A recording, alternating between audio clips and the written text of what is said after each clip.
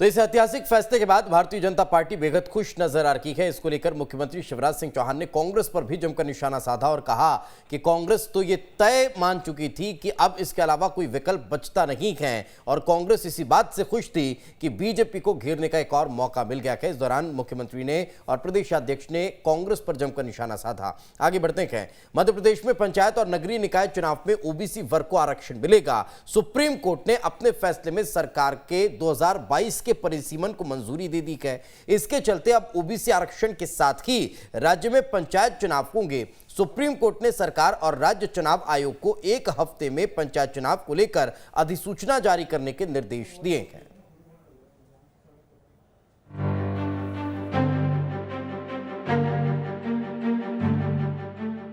OBC आरक्षण पर supreme फैसला, सरकार को मिली बड़ी राहत।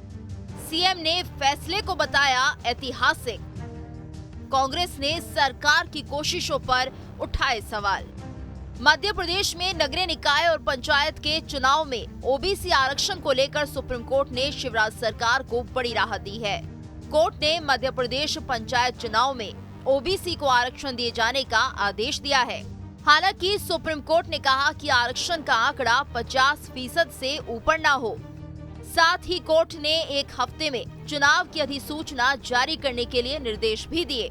सुप्रीम कोर्ट के इस फैसले को मुख्यमंत्री शिवराज सिंह चौहान ने ऐतिहासिक फैसला बताते हुए इसका स्वागत किया। साथ ही सीएम ने कहा कि कांग्रेस ने ओबीसी आरक्षण रुकवाकर पाप किया। कांग्रेस ने एक पाप किया था। चुनाव तो पहले ही हो रहे थे ओबीसी आरक्षण के साथ, लेकिन कांग्रेस के लोग ही माननीय सर्वोच्च न्यायालय में गए थे,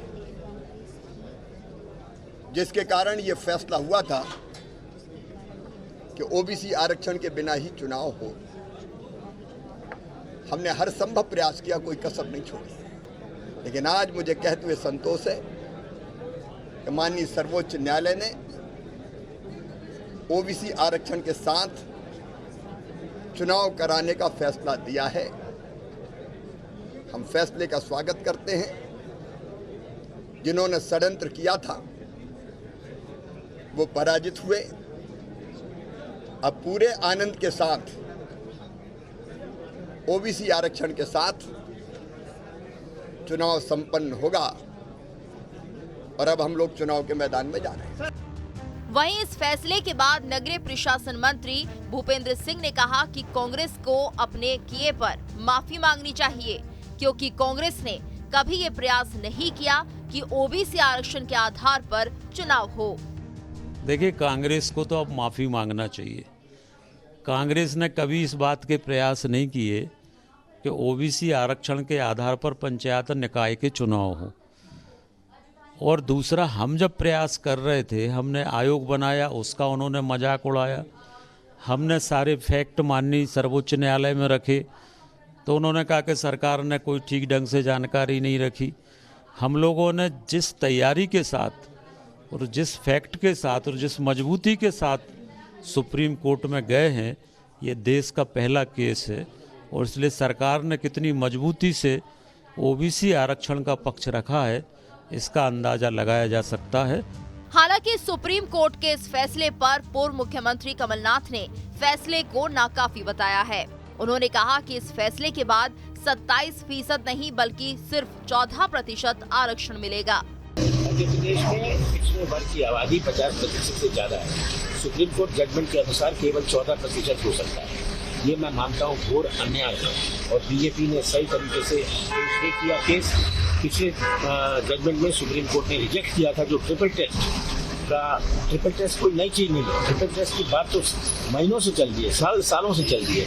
इन्होंने सही तरीके से नहीं किया। सुप्रीम कोर्ट ने स्पष्ट कहा है कि ये हम स्वीकार नहीं करते हैं। अब जो उन्होंने 50% तक सीमा तक कहा है, इसका मतलब 14% मिलेगा।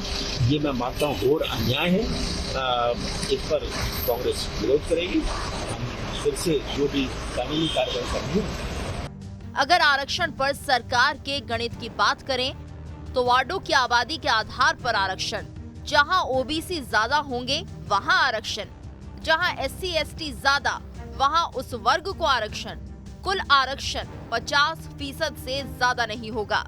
दरअसल मध्य प्रदेश की सरकार ने नगर निगम, नगर पालिका, नगर पंचायत और ग्राम पंचायत के चुनाव में 27% ओबीसी आरक्षण का प्रावधान कर दिया था। इसके कारण मामला विवादित हो गया था और फैसले के लिए सुप्रीम कोर्ट की दहलीज तक पहुंच गया, जिस पर सुनवाई करते हुए सुप्रीम कोर्ट ने अपना ये फैसला सुनाया है, जिसके बाद शिवराज सरकार को बड़ी राहत मिली है। Team news state.